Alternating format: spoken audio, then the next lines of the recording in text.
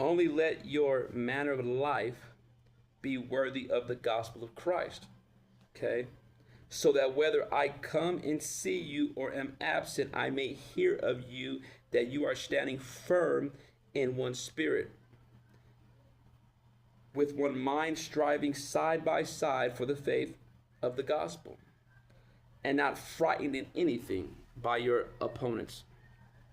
Selah. And not frightened in anything by your opponents. Now that comes from not Paul being a gangster.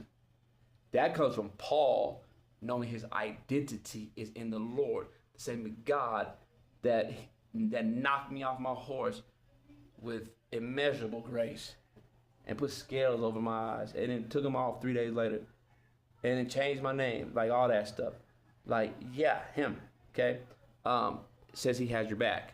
So, like, bring it on. I imagine, Paul's just, like, you may kill me in my flesh.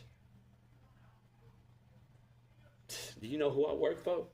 You know what I mean? Like, I work for the King of Kings, Lord. Anyway, what a great honor. And not frightened by anything, by your opponent. That is a clear sign to them of their destruction, but of your salvation, of that from God.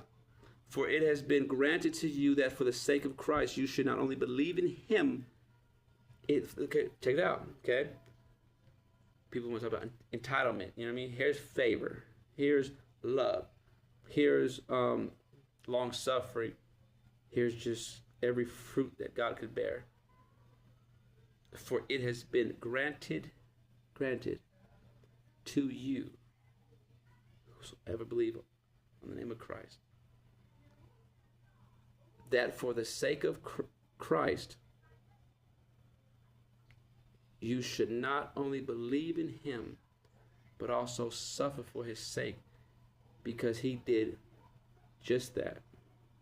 No Tylenol, no bedding, no pre-trial, no. People don't really consider the suffering. Suffer some, live a little, and let that be hard.